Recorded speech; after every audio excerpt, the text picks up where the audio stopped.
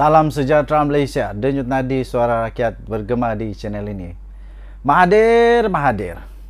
Mahathir, carilah kayu siap-siap. Carilah kayu siap-siap. Cari kayu, nak cari kayu, nak cari kayu. RCI Batu Putih, RCI Batu Putih. Short siasatan jenayah terhadap Dr. Mahathir. Siasatan jenayah, siasatan jenayah. Ini bukan hanya sekadar siasatan biasa. Ini siasatan diraja. Wow. Dan disyorkan supaya Mahathir disiasat, syorkan siasatan jenayah terhadap Dr. Mahathir. Habis. Pengakhir hayat Muhyiddin pula. Pengakhir hayat Mahathir nampaknya dalam keadaan yang teruk. Kali ini adakah dia akan pergi tinggalkan kita dengan nama seorang penjenayah? Oh, Mahathir.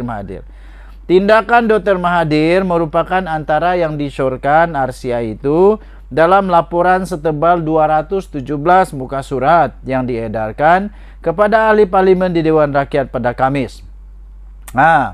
Suruhanjaya Siasatan Diraja RCI bagi mengkaji pengendalian perkara berkaitan dengan kes kedaulatan Batu Putih, Batuan Tengah dan Tubir Selatan mengesyorkan siasatan jenayah boleh dimulakan terhadap bekas Perdana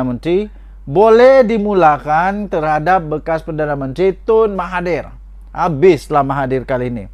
Ringkasan dia, cadangan siasatan jenayah. Suruhanjaya Siasatan Diraja RCI mencadangkan siasatan jenayah terhadap bekas Perdana Menteri Tun Mahathir Mohamad berkaitan keputusan menarik balik permohonan membatalkan keputusan ICJ mengenai Batu Putih, keputusan tanpa persetujuan daripada jemaah menteri, keputusan untuk tidak meneruskan permohonan semakan dan tafsiran penghakiman ICJ telah dibuat oleh Mahathir melalui surat pada 21 Mei 2018 tanpa persetujuan daripada jemaah menteri. Habis Mahathir kali ini. Ini betul-betul habis. Siapa dia mau salahkan pula lepas ni? Najib lagi kah? Laporan RCI.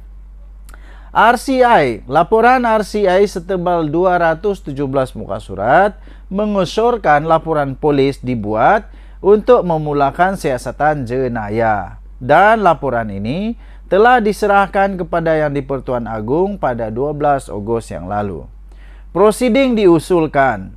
Susulan Malaysia telah kehilangan Batu Putih kepada Singapura selepas jemaah menteri yang diketuai oleh Dr. Mahathir pada tahun 2018 menarik balik permohonan membatalkan keputusan Mahkamah Antarabangsa ICJ. Tindakan berkenaan merupakan antara yang disyorkan RCI itu dalam laporan setebal 217 muka surat yang diedarkan kepada ahli parlimen Dewan Rakyat pada Khamis. Okey, Suruhanjaya itu mengatakan siasatan jenayah boleh dimulakan mengikut Seksyen 415(b) Kanun Kesiksaan dan boleh dihukum mengikut Seksyen 417 dan Seksyen 418 Kanun yang sama. Suruhanjaya mencadangkan agar satu laporan polis dibuat oleh Setiausaha Suruhanjaya bagi membolehkan siasatan dimulakan menurut laporan itu. Laporan itu turut mendedahkan tindakan Peguam Cara Negara yang memaklumkan kepada Singapura bahawa Malaysia tidak berhasrat meneruskan permohonan semakan dan permohonan tafsiran penghakiman berhubung kes kedaulatan Pulau Batu Putih, Batuan Tengah dan Tubir Selatan bukan berdasarkan keputusan keputusan jemaah menteri. Menurutnya, keputusan untuk tidak meneruskan kedua-dua permohonan berkenaan adalah berdasarkan kepada surat daripada Dr. Mahathir sebagai Perdana Menteri pada 21 Mei 2018 kepada Peguam Cara Negara Datuk Engku Nur Faiza Engku Atik. Keterangan yang diambil Suruhanjaya juga menunjukkan keputusan berkenaan disampaikan kepada Singapura pada pagi 23 Mei 2018 sebelum mesyuarat jemaah menteri bermula pada jam 9.30 pagi. Okey. So, tuan-tuan dan puan-puan yang dihormati sekalian, inilah berita paling Mahathir tunggu-tunggu. Tahniah diucapkan kepada Mahathir. penasihat kepada SG4. Tahniah SG4, penasihat kamu memang terbaik. Kita jumpa lagi, bye-bye.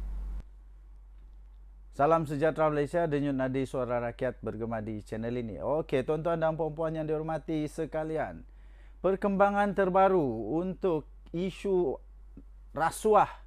Isu rasuah yang telah melibatkan pemimpin-pemimpin besar negeri Sabah.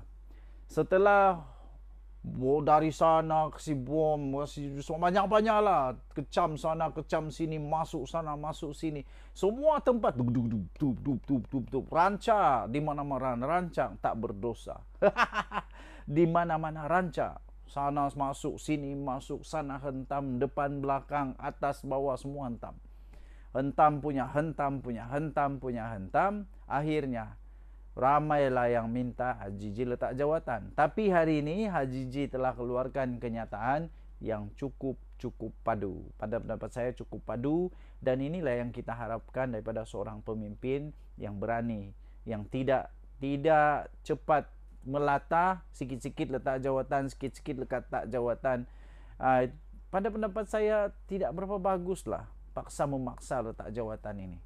Akhirnya Ketua Menteri Sabah Haji G berkata kerajaan tidak akan mudah tunduk kepada mana-mana ugutan kah, desakan kah, apa-apakah, permainan politik, retorik politik, mainan politik, fitnah-fitnah jahat, apa sajalah. Datuk Seri Panglima Haji G Nur akhirnya mengumumkan bahawa kerajaan tidak akan mudah tunduk kepada mana-mana desakan kah, ugutan kah, apa pun tidak.